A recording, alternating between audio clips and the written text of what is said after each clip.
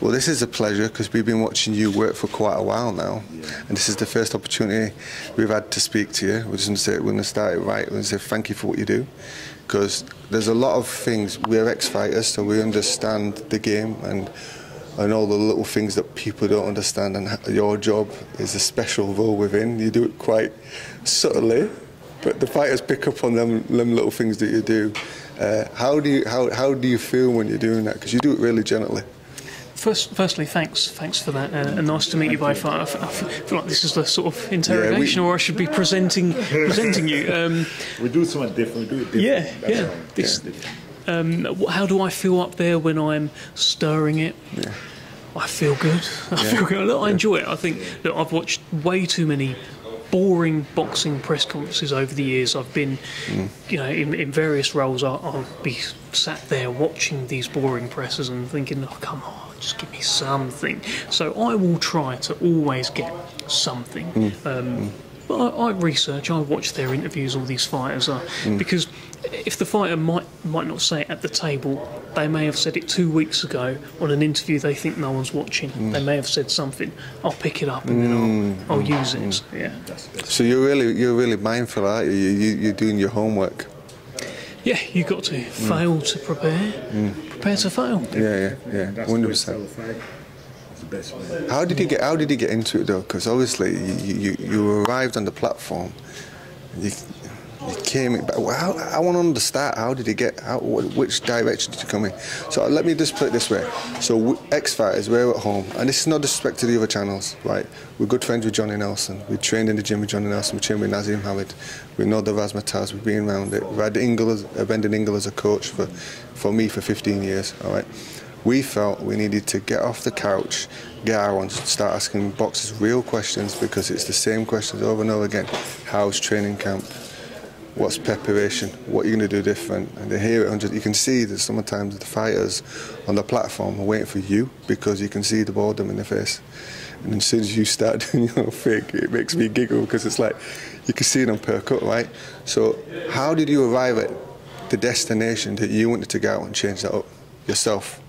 I don't know if I've arrived at any destination at the moment. I used to work in online marketing, and I was a big boxing fan. Okay. Big boxing fan. I'd stay up till all sorts of hours watching, fighters that, very small fighters. And I just sent my CV one day to Box Nation, and eventually got a job working in online marketing and digital there.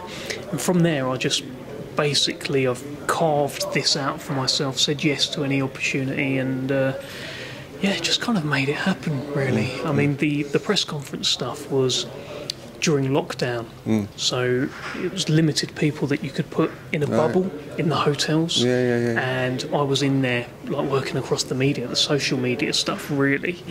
And I just said, I'll do the press if we need someone to do it. And then I'm happy with you out there. Well, they seem to be, for now, touch wood. I enjoy doing it, and it's good fun, and I just always thought that I could.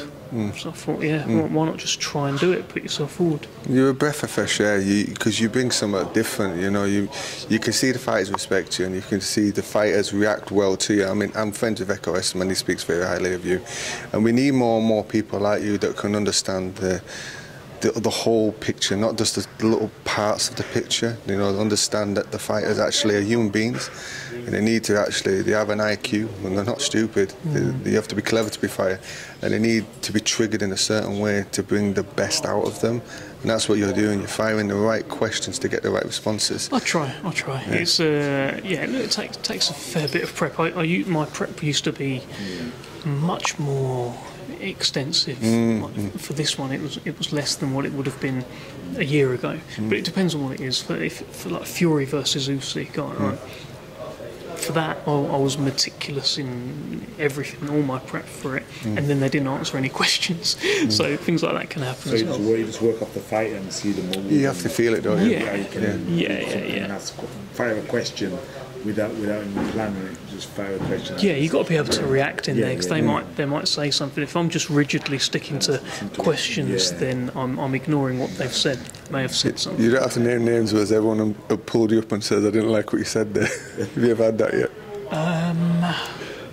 I feel like something may have happened with Nathan Heaney and Brad Pauls before their first fight. I think Gavin Gwyn's said something before. I tried to get him and Mark Chamberlain going back and forth, and he was like, "Why are you doing that?" I was like, "I'm just stirring up." Just trying to make it a bit more interesting. That's what you've got to do, haven't you? You've got to put, because at the end of the day, you're trying to sell the fight. If everyone turns up and no one's got out to say, it's like, oh, you understand what I mean? Well, you happy with the outcome today? Yeah, surprised Nathan Heaney. Squeezing as well. Yeah, listen, with Andrew Kane, if anyone says to Andrew Kane, anyone, do you want to go now? He'll go now. So you knew he just took it. There's no theatrics with him. That's his reaction there is exactly what it would be anywhere else in the world in any other scenario. So, you know, that's what he's going to do. With Nathan Heaney, he brought a little bit of extra spice this time. There was a bit more menace about some of his words, and enjoyed it. Just looking forward to the show on Saturday. Yeah, I'm looking forward to it as well. Yeah, I'm looking forward to it as well. Listen, we're not going to take too much more time because there are other people queuing. I'm going to be respectful of your time, but thank you for stopping by. It won't be the last time we speak. We might catch you on Saturday. All right. Okay. Catch you on Saturday. Guys, tune in on Saturday. Appreciate it. No worries at all. Thank you, guys. Cheers. Peace. Thank you. In the final round, hit them up, man. That's it.